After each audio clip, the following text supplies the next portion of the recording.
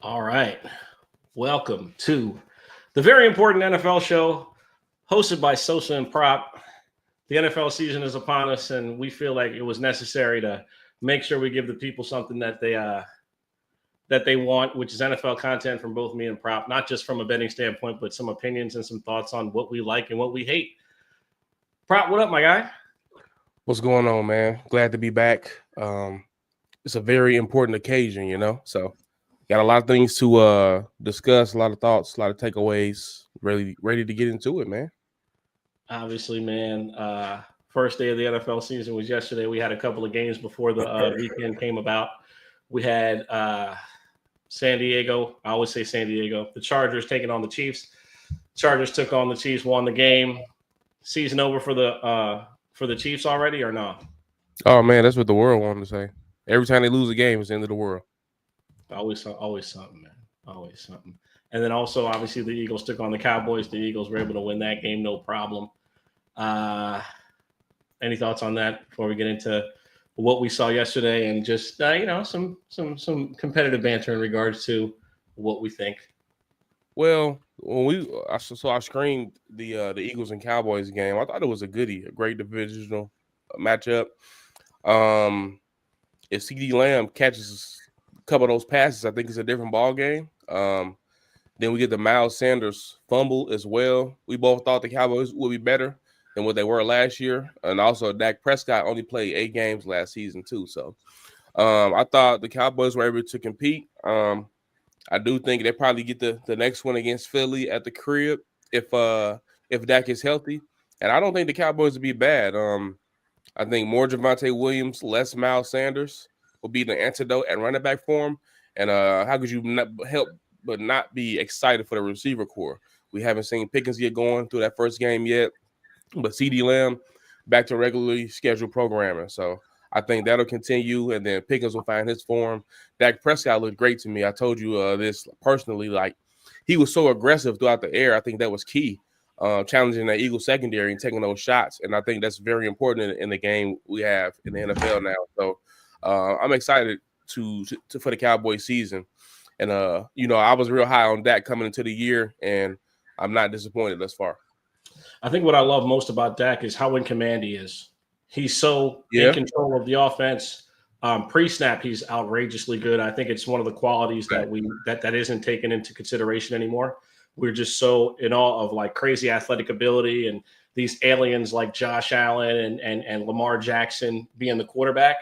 But Dak does such a great job pre-snap of just knowing what looks he wants to get the team into, and he always gets to the best play. So I think that's like the biggest thing when it comes to Dak Prescott that I love. We don't talk about that enough.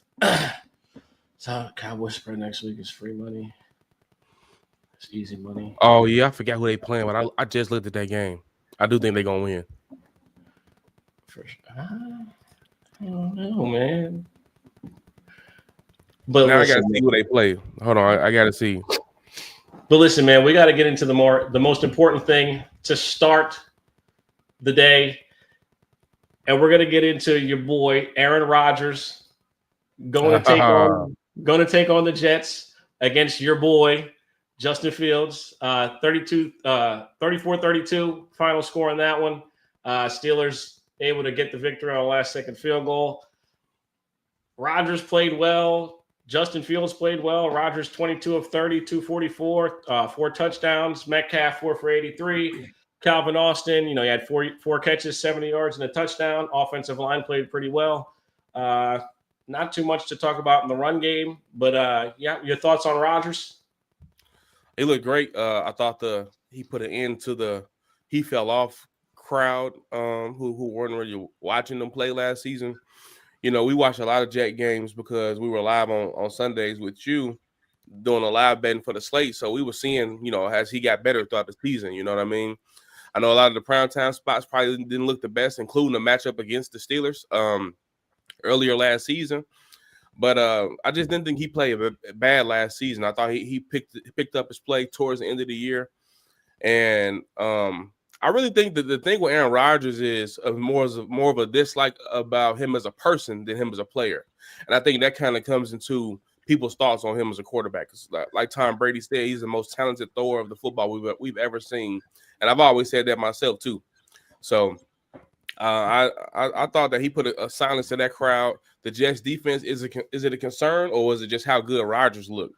Because coming into the year, we're thinking, oh, this is just going to be DK Metcalf and the Pips, and Calvin Austin looks like he's ready to continue his ascent up to be a respected number 2 or number 3 option in the receiver game. John we saw getting involved in every way possible. The short runs, the sweeps. He scored on a rushing touchdown.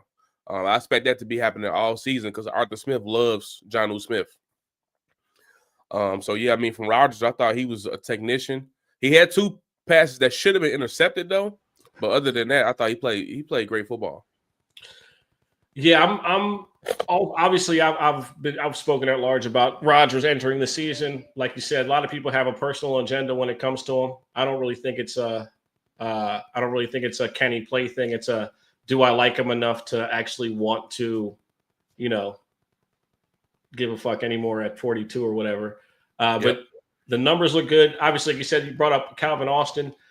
Someone said that their offensive line looks suspect. Was looking suspect. I mean, that's part of what happens when your quarterback's not a mobile guy, because if there's no threat of a run from your quarterback, it's going to look a little bit more difficult. But he still, again, looked very, very sharp yesterday. I have nothing negative.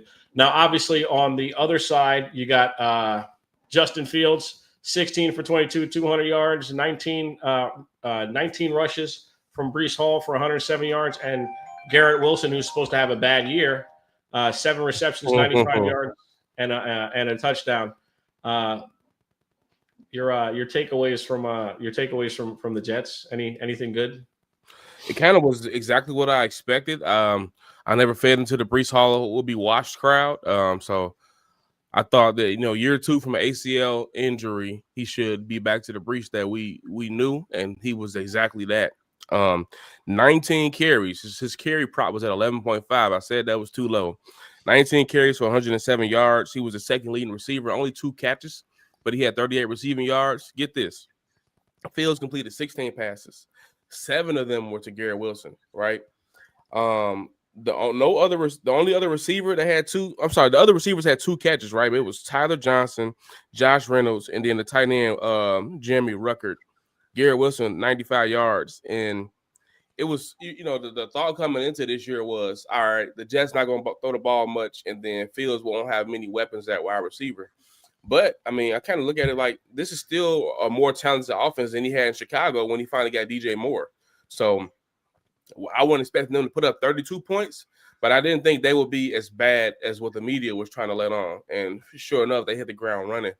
I think that he's continued to get better every year, right? He played through 6 games in Pittsburgh last season. He still was better than when we had last seen him with the Bears. And that's the thing. You got to give people time to grow. It's like people want you to hit the ground running quick in the NFL or just any sport that we talk about. And these motherfuckers can't even hit the ground quick at Walmart to get up to the ranks. You know what I mean?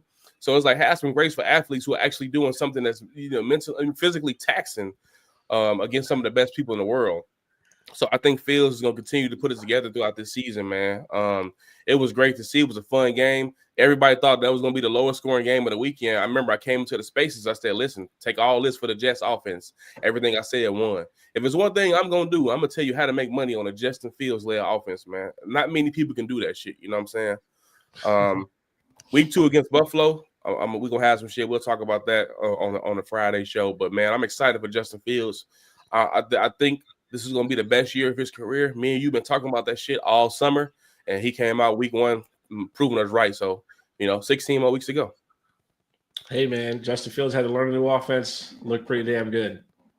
Next game we're going to get into briefly, the Bengals winning in the first week, which has been a rarity of recent years. Right.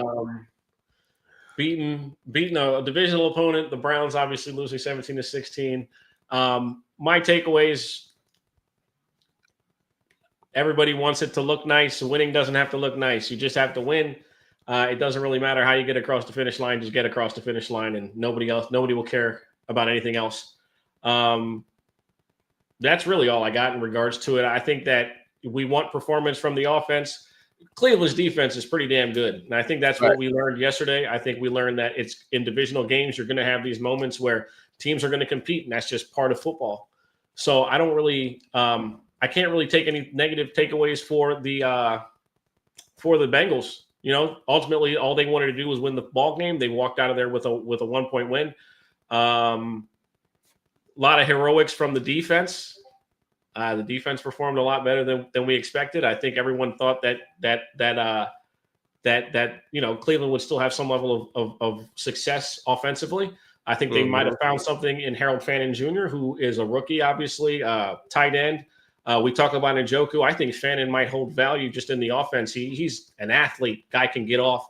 Myles Garrett is unquestionably the best defensive player in football. He is cut from a completely different cloth.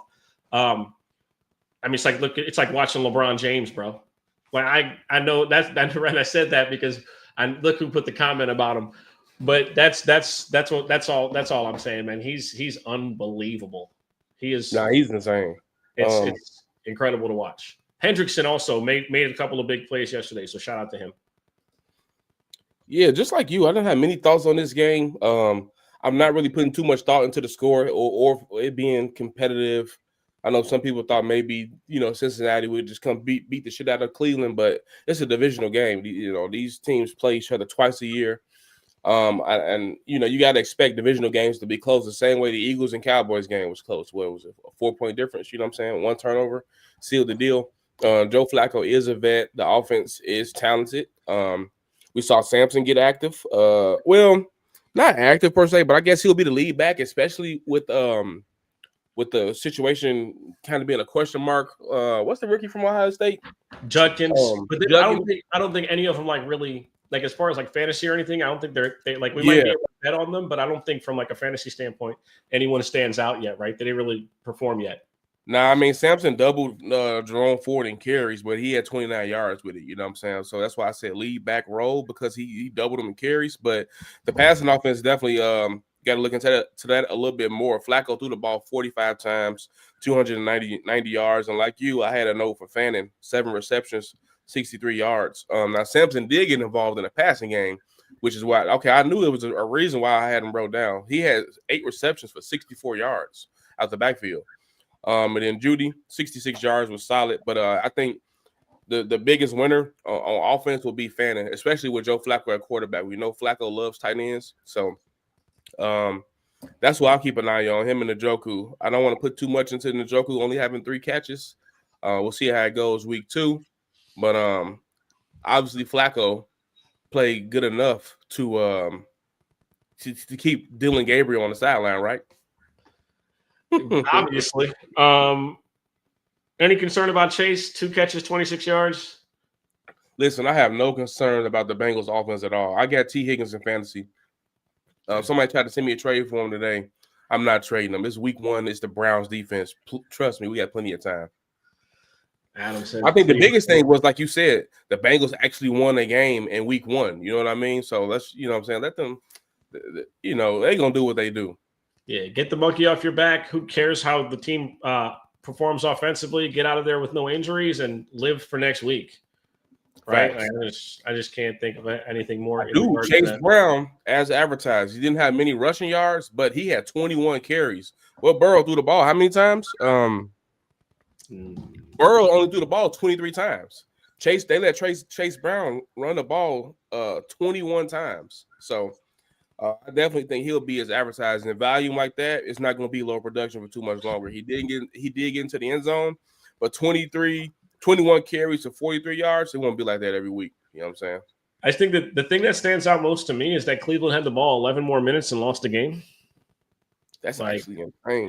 Had the ball for about a quarter more of the game and lost. That's winning the time of possession by that type of margin. You'd think you'd win the game. They lost the game, just couldn't get in the end zone. And again, it's creating explosive plays in the pass game without turning it over. And one thing we know about Flacco is he's going to give it up. And no matter how great your defense plays, that's going to be part of the ball game when Joe Flacco is your starting quarterback. On to the next game.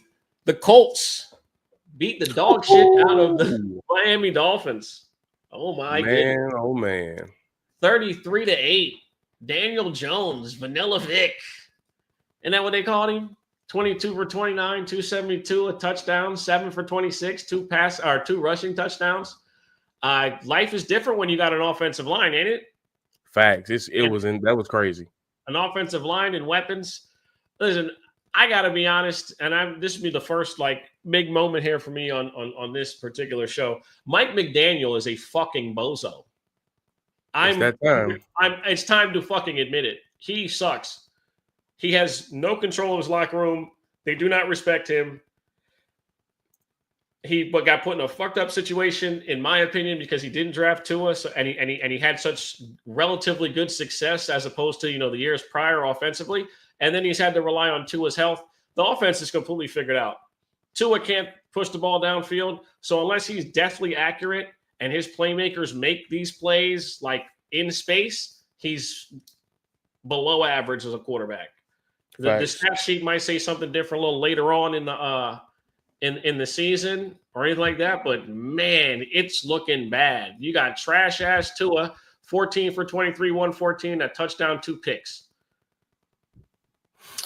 Going into this game, I was like, man, the Dolphins are the underdog to the Colts with Daniel Jones. I'm thinking Tua's healthy. Tyreek Hill's healthy, you know what I'm saying? Everybody's healthy besides A-Chain who got nicked up. And I was not expecting. I'm thinking that the Dolphins could probably win the game straight up. And boy, was I wrong. That shit was crazy. And we're seeing now the talent that the Colts roster has, right? And it's like Anthony Richardson. I don't know when he'll ever get an opportunity again. And this is just week 1. I don't want to overreact, but it's crazy when you can put players in a good system, and it kind of what we keep saying. You don't have to be the most talented quarterback in the world, but if you don't turn the football over and you can play in structure and follow the game plan, you see the results. Daniel Jones taking shots downfield, accurate. He can using his legs. That to go along with Jonathan Taylor, it's going to be scary. Tyler Warren, insane. Week 1 out the gate. A lot of rookies showed out in week 1. Made the transitions look easy, and Tyler Warren definitely was one of the best ones on offense. Bees was good. I see you in the chat. I was impressed, man. I was impressed, bro. Tyler Warren's an absolute beast. I said I had to be careful when I said it. I think he could be the type of weapon that Brock Bowers was. People kind of thought, that's kind of out the window. And you do got to be careful when you just saw the best rookie season out of a tight end. But if you watch Warren in college, he was the only guy on the offense. They didn't really throw the ball to any of the receivers. They just threw the ball to him a million times. And he performed at a really high level. I mean, I think because the and this is the problem. I figured out the problem with the Colts. The quarterback play has been so bad that we don't realize there's athletes all over the fucking place. Yep. They got talent, dog. I mean, the receivers are good. That's the problem. It's that the quarterback play has been so ass that you can't see how good the offensive weapons are because the quarterbacks have just sucked. Mm-hmm. So you add Warren to the mix. Mitchell looks like a good NFL receiver if he has a quarterback that can get the ball near him. Facts. You know what I mean? So I think on both sides, it's just polar opposites. It's a lot of you feel really positive if you're a Colts fan. I think after this one, and I think after a Miami loss like this, you probably feel like the season's already fucking over. Yeah, that shit was nasty with Miami. I'm thinking like, what's next? Waddle can never stay healthy. Tyreek Hill looks. I don't even know what the fuck to say about Tyreek Hill. And I just seen one of the Colts players. Who was it? I closed it. Oh no, Xavier Howard. He said we knew Tua gets the ball out pretty quick, but once you take away his first read, I feel like he's in panic mode after that, and it showed yesterday. So I don't know, man. Teams got the antidote. Yeah, see what Ben just said? This is what I agree with right here. Chiefs getting Tariq back? Yes. That'll be. You see the video for real? Why not? David Worley just went down? Yeah, that's true. What do they care about a draft pick? Give them 10 of them. Right. Yeah, Chuck, I saw that. He has not caught a pass over 30 yards in a year. That's insane. Tyreek Hill? Yeah, and also, I don't know if they were talking about the average depth of target since Tyreek Hill left the Chiefs. Patrick Mahomes is like second to last in the NFL. Damn, I didn't see that. Yeah, it's like it's crazy how it's yeah, just what I want. Tyreek Hill in Atlanta. Oh Lord. For anything. Come on, man. I don't have too much on this one, but I know people want to talk about it. It's the Commanders defeating the Giants 21-6. All I have to say is that New York pass rush might end up being good, but that offensive line will be ass. Mr. Unlimited, man. You got nothing to say? He got set up, man. He got set up.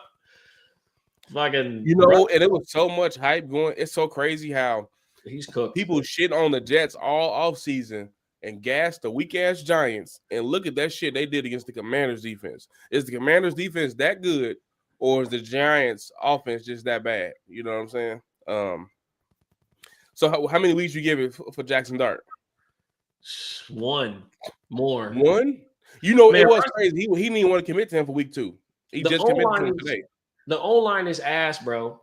Like, that's what I see. Yeah. You know what I'm saying? And just like you said, it's like, which one is it? Is it the O-line is just that bad, or is Washington's defense better than we think? Obviously, we think they're a little older, so we're thinking maybe they wear down. Also, Deebo Samuel looks fat, old, and slow, don't he?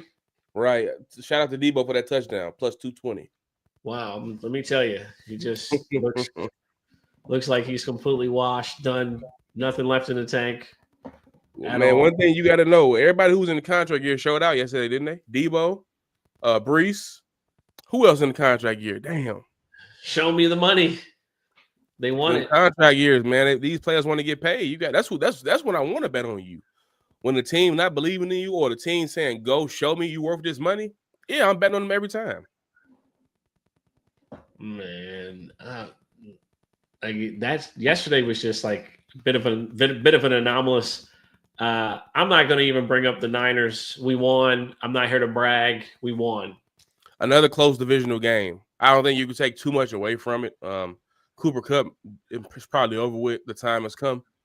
Other than that, I mean, the time has come. Yeah, you ready to pack him up? He's done. I mean, it's a good dude. I think it's probably a combo of him not looking good now. Well, he didn't look good last year. We're going to this year, week 1, trash. But Sam Darnold is ass too.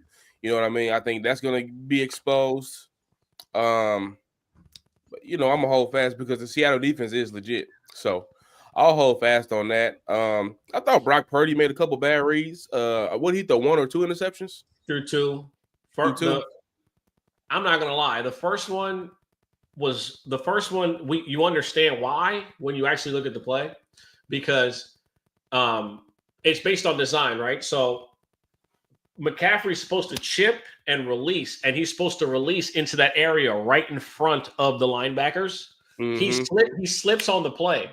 So what that does is it allowed the linebacker to actually get depth as opposed to having to move up to go get with McCaffrey or cover McCaffrey, and obviously he threw a pick. The second one was on the film. It looks bad because there's like 4 Seattle defenders in the frame, and I seen the idea I see where he was trying to get the ball to Pearsall, but it was a hell of a play by the D-back.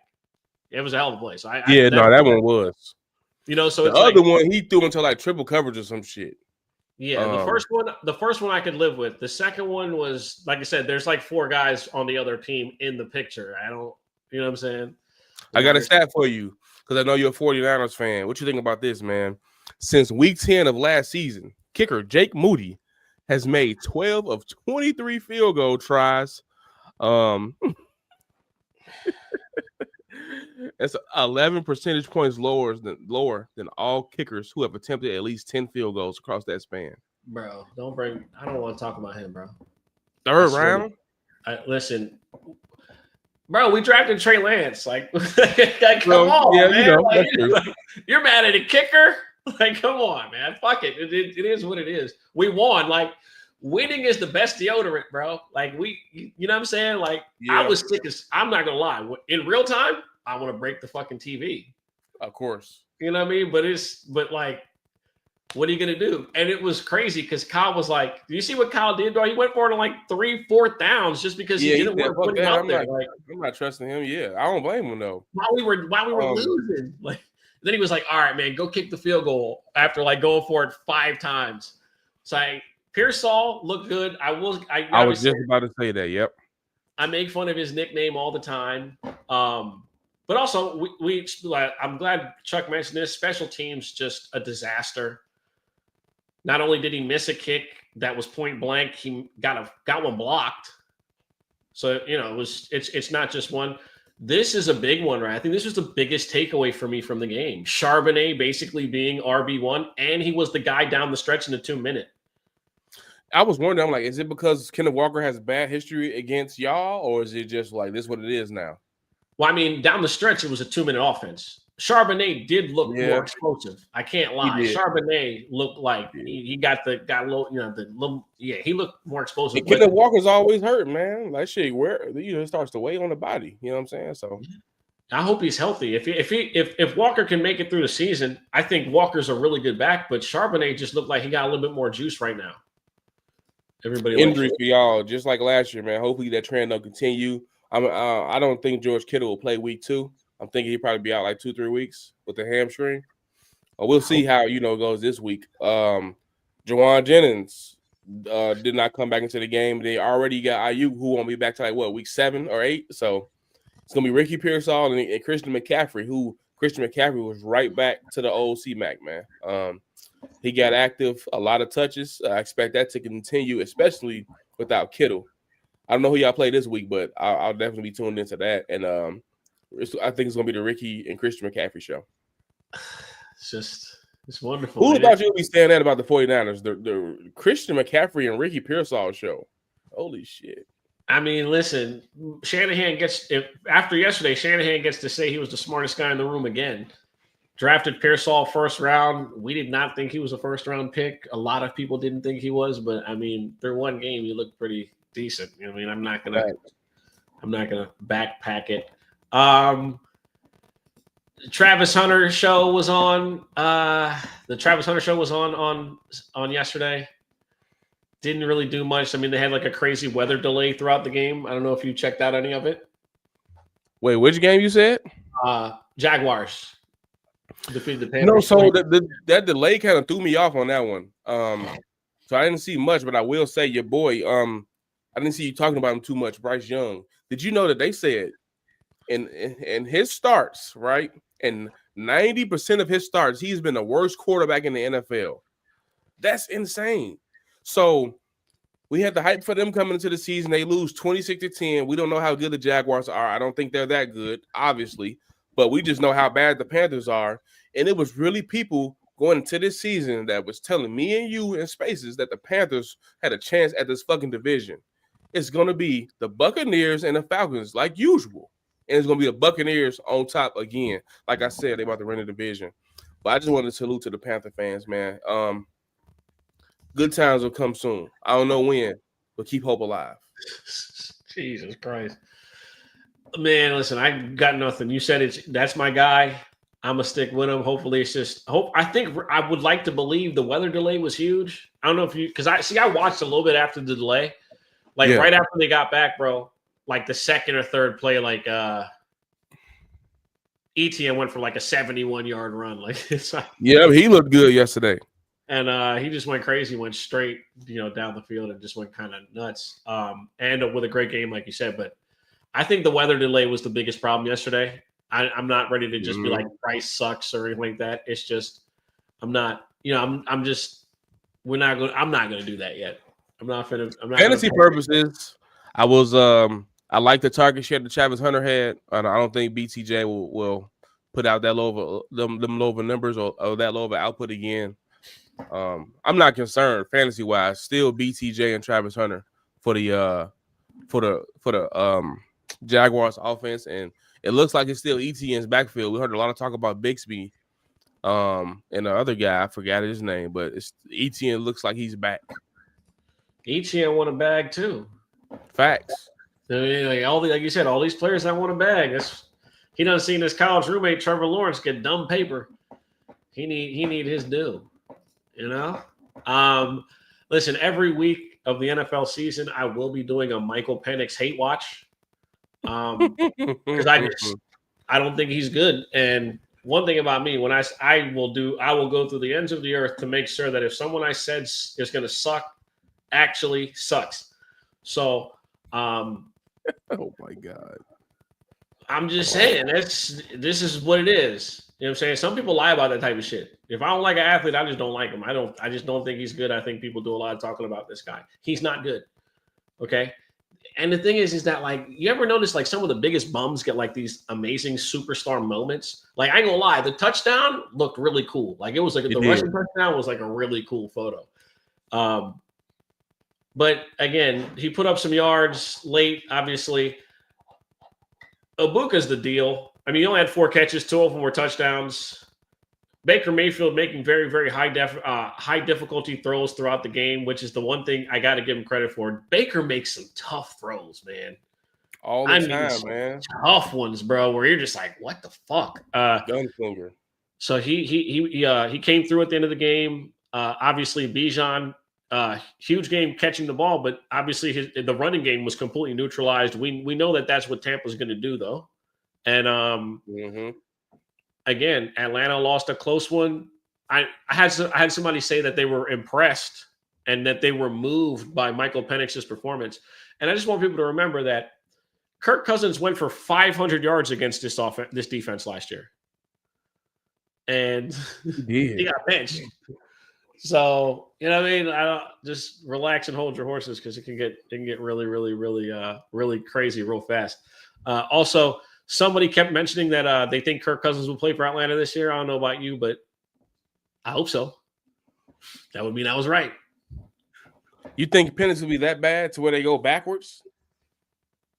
Bro, the Falcons beat the Eagles last year, bro, and this nigga got benched. They did. I was watching quarterback. I'm like, damn, I forgot that they beat the Eagles. Like, what did they want from him? What did they want Kirk Cousins to do? Mm-hmm. Like, and that's all I'm thinking. I don't think Penix is that good. Send this nigga's drunk prop. No, I'm not. It did look like they was about to come out the gate firing when Bijan scored on the 50-yard the pass. And then it was just, kind of just quiet for the entire game after that until the second half. But I just want to salute Baker. People was telling me I was crazy in spaces before last season started. He went crazy last year, proved me right again. Ice in his veins yesterday as well. I mean, I don't know what it'll take for him to get the respect I feel like he deserves now for the resurgence he's had in his career. But, he's got a fan in me for sure. Oh, man. I don't know if I want to talk about this one. The Rams defeated the Houston Texans 14-9 yesterday. The Houston Texans unable to get into the end zone against a defense that I keep saying is fugazi, but they look really good, man. I hate to have to admit it, to be totally honest with you. Like the Rams defense looked insane yesterday. CJ Stroud did nothing. Facts. The offensive line did not look good as advertised either. They still look bad, yeah. And I want to say it takes some time for a team to gel, but they're going to get CJ Stroud hurt. I'm not even going to lie. That's what's going to happen. They're going to get him hurt. Nico Collins, come on, bro. Nico Collins is supposed to be that guy. Oh, man. Yeah, 1 catch, right? 2, I believe. Let me pull it up. Let me look. He ended up with 2 catches. 3 catches, 25 yards. Holy shit. Yeah, it's bad. CJ Stroud's rush yards were a thing. As far as a betting standpoint, he had 32 yards rushing on 5 carries. Nick Chubb, impressive. 13 carries, 60 yards. So what more can you ask for from him? That was something that I walked away relatively encouraged. The receiving group from Houston, I don't know if it's just because the Rams pass rush is just so good that like he didn't have time or he didn't have time, but the receivers, nobody stood out. Nobody played well. No one can say they played well. None of that. You know what I mean? Mm-hmm. It was bad all the way around. It was bad. Houston's defense performed well. This was like the Ohio State fucking Texas game, bro. Where it was just like teams were just like up and down the field doing a whole bunch of nothing for the majority of the game. It was a pretty shitty game too. Woody Marsh that was forward. Sorry, it was more impressive to me with Stafford, the fact that everybody was so concerned coming into the season with the back injury, and he was right back to regularly scheduled programming. 19 for no, that's CJ Stroud. I'm sorry. Yeah, I knew it was better than that. 21 of 29 for 245 yards. Puka Nacua, I'm running out of shit to say about him. You know what I'm saying? I don't know what more to say. 10 receptions for 130 yards. Adams had 4 catches for 51 yards. So 21 completions, 14 of them going to Adams and Puka. It's going to be like that probably every week. Maybe Adams will get a little bit more as they continue to build up that connection. But I expected the Rams to be good this year. They lost to the Eagles, and what was that? The NFC? Was that the championship game? No, that was the divisional round, right? I think they lost to the Eagles. You muted. Yep. And I think the Eagles beat Washington. Yeah, the Eagles beat Washington in the NFC championship. So, I like the Rams going into y'all division. I thought it was this season is either y'all or the Rams for me. Definitely excited to see when y'all first match up. But I mean, Stafford, 60,000 passing yards. I don't know what else to say about him at this point either. You know, he's just one of them ones. Yeah, I mean, if there was ever a question that had he not been in Detroit his whole fucking career, he probably would have been contending for championships his whole time in the league. But Detroit set him back forever. Facts. And he's getting retribution in his later years. It just sucks that he's got injuries and stuff that could, possibly hold him back from still possibly, getting another one or whatever you would say. KD, the Texans offensive line, like we said, CJ Stroud was sacked 3 times, pressured on 41% of his dropbacks, and then they had penalties, holding, false start, illegal shifts. Just a mess with the Houston offense. Yeah, it was pretty trash. KD was good, my guy. What up, KD? And the snow, they hung on 44 and a half. Is Houston there. Hey, man, they play Tampa.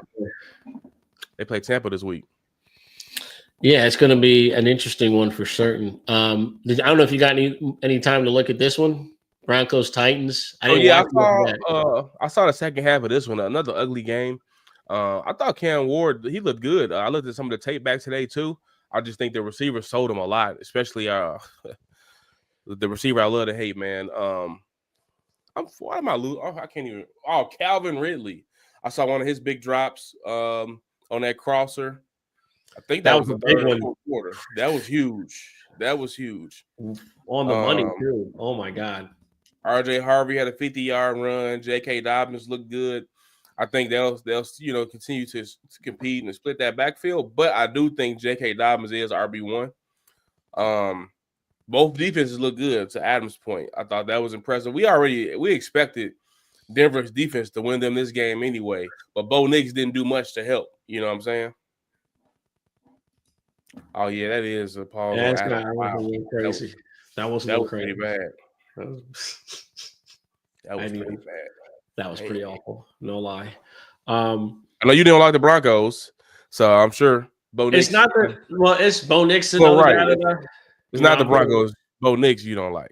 Yeah, I'm gonna watch to hate him every week. He was ass, by the way. He fucking sucks. Just want to make that explicitly clear. He fucking sucks. And anybody that thinks differently, you're an idiot. The run game bailed him out. Like you said, Harvey had that long 50-yarder, and then on the same drive, J.K. Dobbins, went in from like 20. So shout out to the running game bailing him out, and the defense being, amazing, bro. I mean, when they needed a play, every single time they got one. When Tennessee got the turnover, the defense made a play. Whether it was back-to-back sacks, where they took 20, they got back 28 yards, and the team was originally in field goal range when they got the ball, which is crazy. To lose 28 yards on 2 consecutive plays, it was just insane. But again, I didn't watch too much of it. I just think that Cam Ward, you're in a good place. I think the offensive line played better than I thought they would. Pollard looked good, looked explosive. And yeah, it's just a time. Just a matter of time until the Tennessee Titans look like a decent football team. Cam Ward got sacked 6 times too, so Broncos defense as advertised. Denver's going to do that to a lot of, and that's why I was encouraged, because Denver's going to do that to a lot of teams. They just are. And like, unless you have like one of those like physical aliens like a Josh Allen, Patrick Mahomes, Lamar Jackson, you're going to have your quarterback's going to have some issues if they can't get on their horse and move, because Denver not only brings pressure, they bring it from all over the place. And it's like, and it's very difficult, like pre-snap, to figure out what they're actually going to do. It's one of the wilder things with them. And then they always bring they always bring in an extra guy too. You know how like teams, like for example, like against the Eagles, they were like, well, you got to try to rush with 4. Well, you can't. You can't. And Denver rushes 5 all the time because they have that chess piece in Surtain, right? Like they can cut off one half of the field, and that can change everything that you assign the other 10 guys on defense. So it's really, really crazy to watch the way they are able to blitz and the way their athletes are all move together. It's really crazy, because that Titans offensive line is pretty fucking good. Fact. It's not a trash O-line by any stretch. Cam needed some help from his receivers, man. That they dropped the ball. Yeah, literally.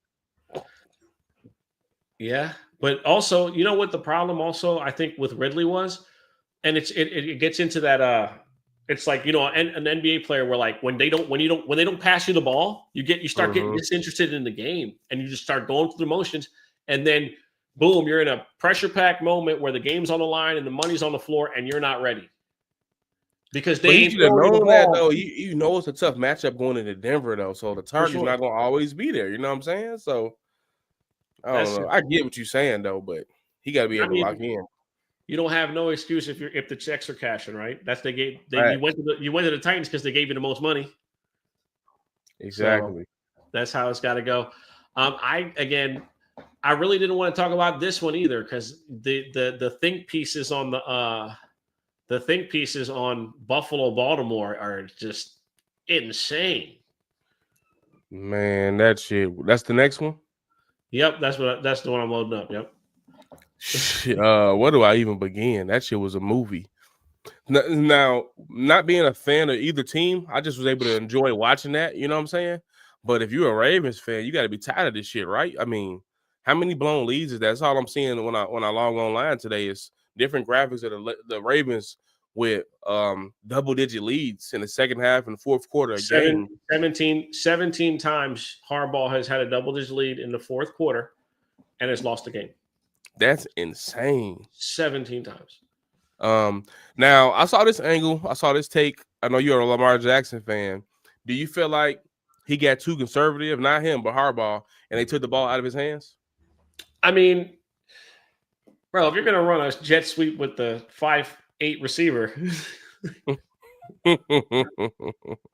why not put the ball in your best player's hands?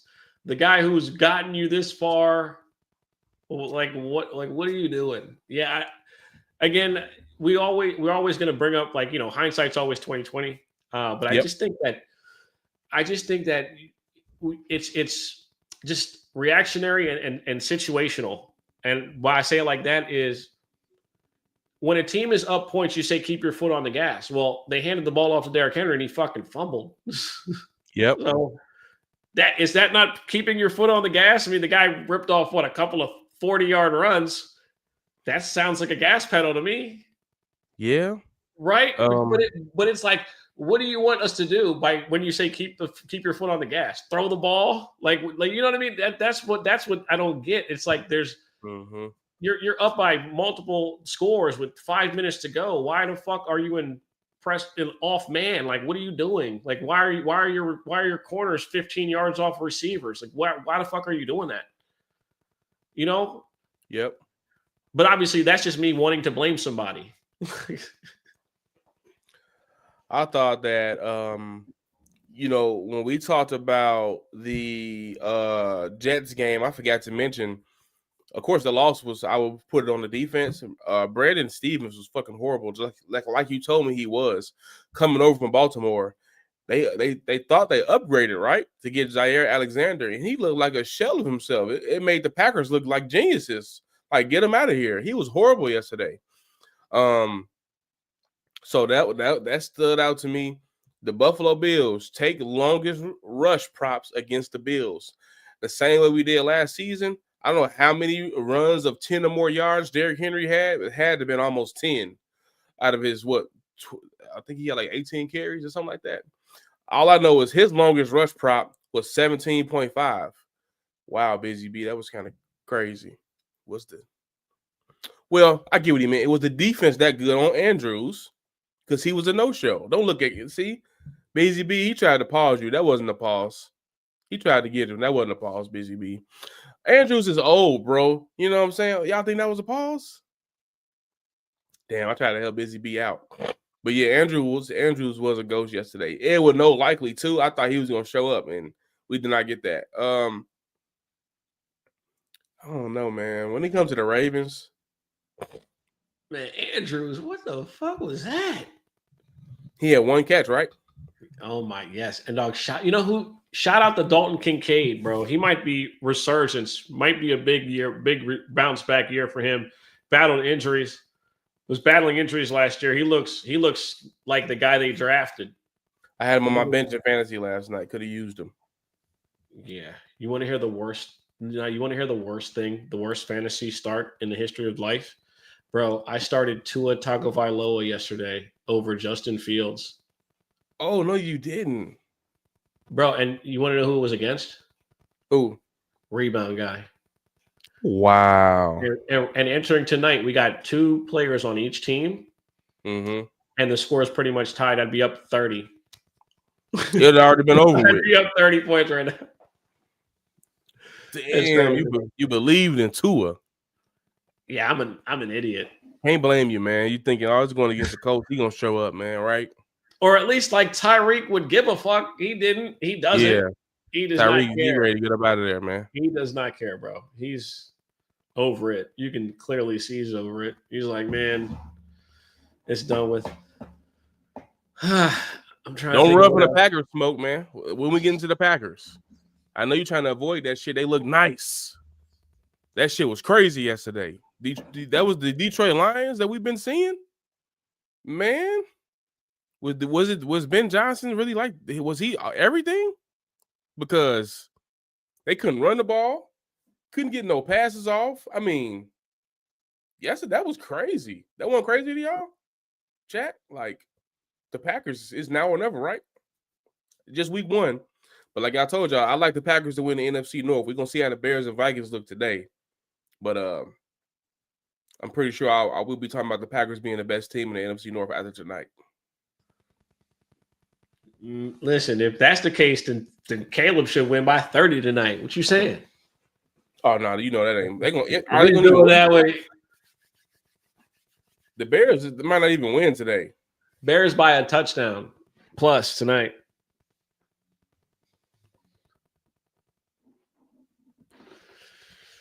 Bears by a touchdown plus tonight, brother. I'm telling you. No? Sure. No? Okay. All right. I'm just no. But no, in regards to this game, I really got nothing, bro. Like they're like the Lions looked awful. Offensive line was getting fucking ragdolled. Jacobs, they salted the game away on defense or with the run game in the second half. Really not too much to say, bro. Like they just looked really good. Like the Packers just came out there, put belt to ass. They got a couple of explosives in the first half. And like I said, we're able to salt the game away with Jacobs in the second half. Yeah, but no even. You got no creativity. My fault. No, my bad. I was just gonna say it was pretty even output. Jordan Love, 22 pass attempts, 16 to 22. Jacobs, 19 rush attempts. Like, yeah. Yeah. They just belt. And also, that was like the fakest fucking made for TV sack we've ever seen in our life. Which one? Michael Parsons? That shit was so fake, dude. Like, come on. It was so fake. Like, come on. He hawked him down, man. Cut it out, bro.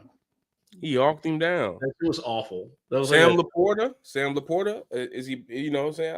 I had him in fantasy. No, I got Laporta and Kincaid. So Laporta still got me some good points, but Kincaid had the touchdown. But I do expect him to be good this year. The Jameer receiving line is crazy. 10 receptions for 31 yards. That is the craziest line. That's like some Alvin Kamara shit. For real. People, a lot of people kept on talking about Jameer going into this season, but they got to realize that Dave Montgomery has been great for the Lions. He's not just going to, you know what I'm saying? He's not just going to be ignored. He still led them in carries, you know what I'm saying? So I think both backs will continue to be good in fantasy. We didn't see many red zone opportunities for the Lions, but I think the touchdowns are going to still be there for Montgomery and Gibbs, you know what I'm saying? Yeah, I'm not ready to say that the Packers are like a juggernaut yet. They looked really good against a team that obviously I think we have belief is going to be good. I don't think people are expecting Detroit to fall off a cliff, even though they kind of perform like a team that is falling off of a cliff. Nonetheless, it's 1 week. You can't really overthink it, over talk it. It's just how it goes.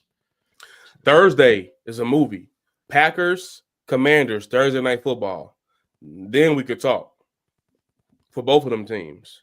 That should be a goodie. Hey man, listen. I'm not hate watching the Packers. I just, I think the Bears are going to be good. You're just a Bears fan. That's okay. I'm not a Bears fan. My bad. I'm not. Don't do that. I'm not a Bear. Not bad. I'm a Caleb Williams fan. Is that a Bears hat? No, this is. Okay, my bad.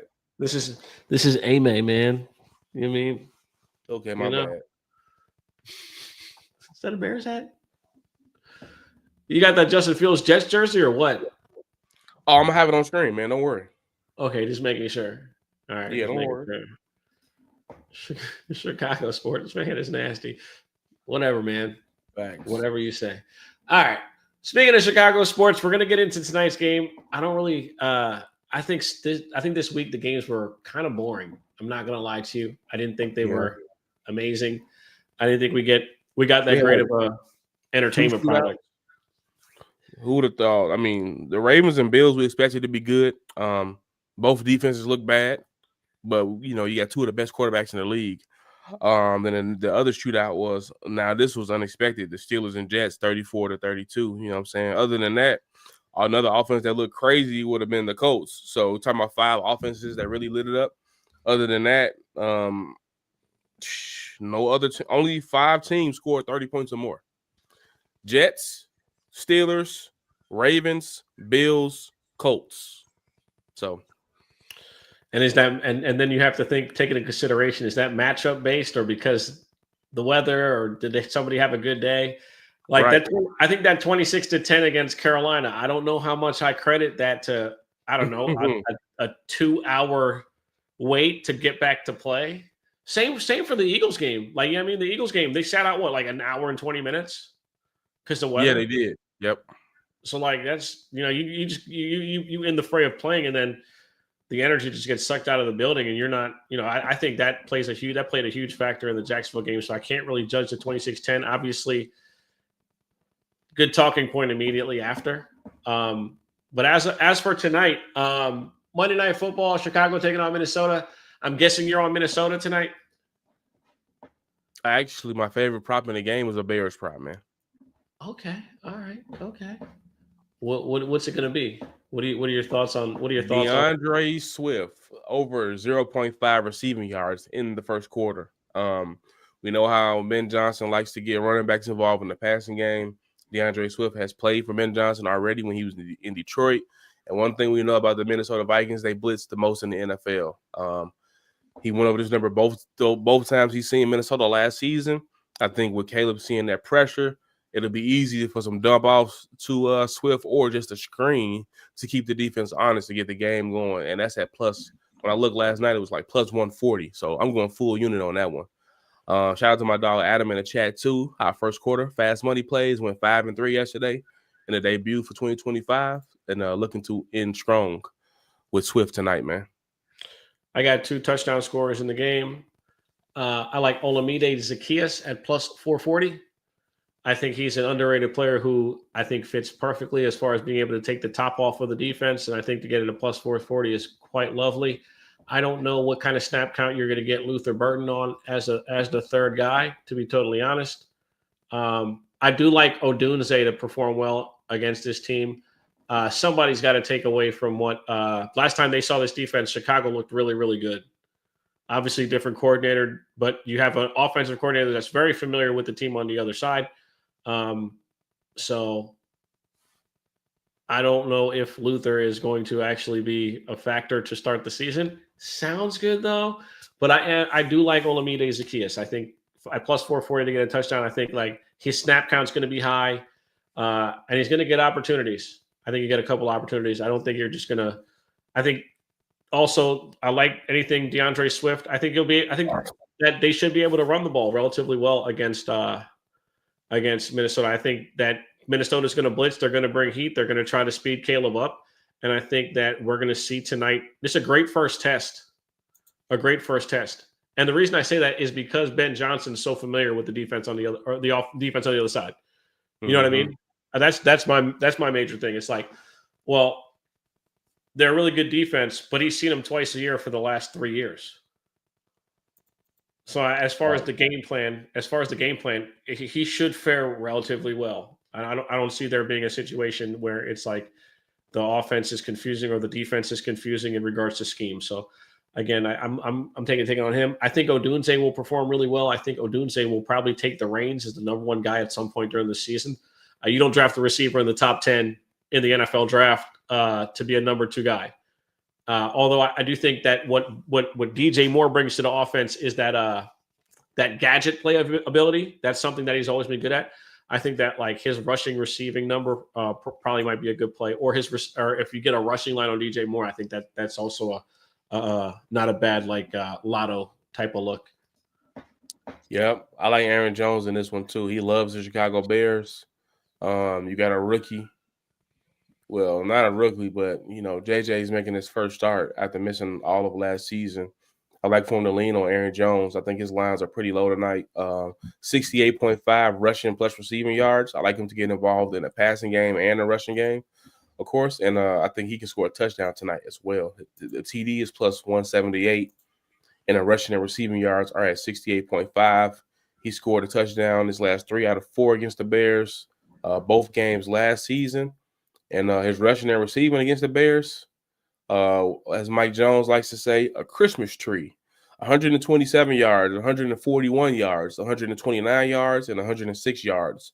Aaron Jones' last 4 games against the Bears, 2 of them being with the Vikings last season. So I think he's still set up. The offensive line is still good. I don't see anything changing about nothing here. So I like Aaron Jones tonight. Oh, and then Jalen Johnson might not be playing, or Kyler Gordon.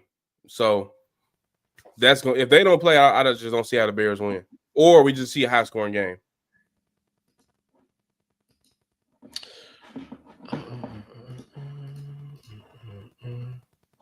All right. Well, as we all know, we can catch Prop tonight on Twitch, and you got Twitch. You're only on Twitch now, right? Full time. Yeah. So yeah.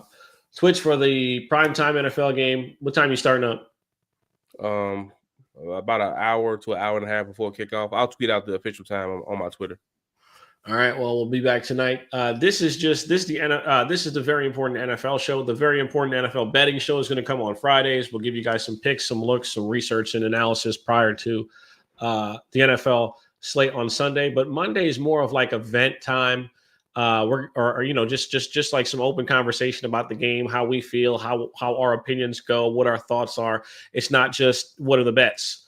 We're here to talk shit about players we don't like. We're here to confront conversations about people and the dumbass things we hear and say about people that we don't like in regards to athletics and whatever the fuck we want.